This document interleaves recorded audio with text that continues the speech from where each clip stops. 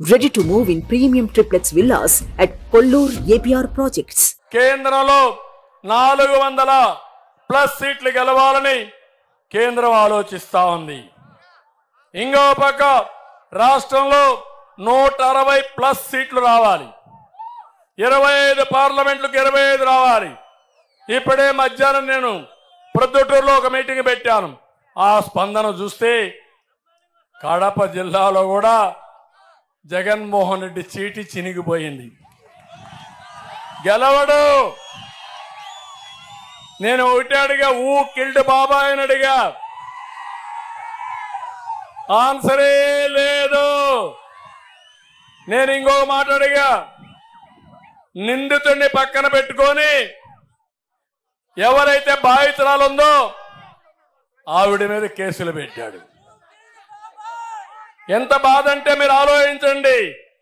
మీ చిన్నాన్న చంపితే సిగ్గు లేకుండా ఎవరైతే చంపారో అతన్ని పెట్టుకొని తిరగడం అంటే ఇది న్యాయమా మీకు అని అడుగుతున్నా. అంటే చట్టాన్ని వెక్కిరించడం అవునా కాదా అని మిమ్మల్ని అడుగుతున్నా. ఇప్పుడు మా తమ్ముళ్ళు అంటున్నారు తాగునీళ్లు లేవు. ఎవడు కారణం దీనికి? పాలకులు అవునా కాదా? కర్నూలు పోతే ఆయన అంటున్న మంత్రాలయం నుంచి శ్రీకాకుళం వరకు, ఇచ్చాపురం వరకు అన్ని గ్రామాలు బాగు చేశానంటున్నాడు.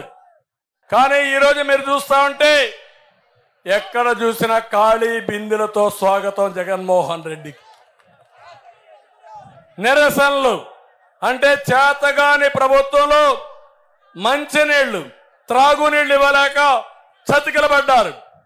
కడాన పేదల జీవితం భయంకరంగా తయారైంది.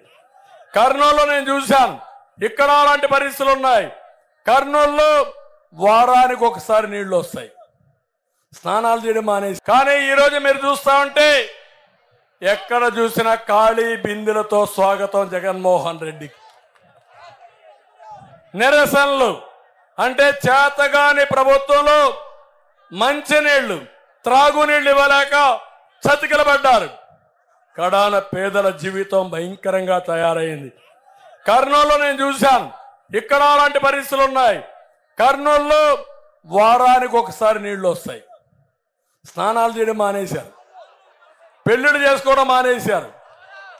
ఎందుకు? పెళ్లిళ్ళు చేస్తే 10 మందిని పిలవాలి, పిలిస్తే నీళ్లు కావాలి. నీళ్లు లేవు కాబట్టి పెళ్లిళ్ళు మానేశారు, తాగడం కూడా నీళ్లు మానేశారు. నేను అడుగుతున్నా జగన్మోహన్ రెడ్డిని, నువ్వు కడుక్కోవడానికి కూడా నీళ్లు లేవు ఇక్కడ ఈ రాష్ట్రంలో. సుమన్ టీవీలో మీ పర్సనల్ అండ్ బిజినెస్ ప్రమోషన్స్ కోసం కింది నెంబర్కి కాంటాక్ట్ చేయండి.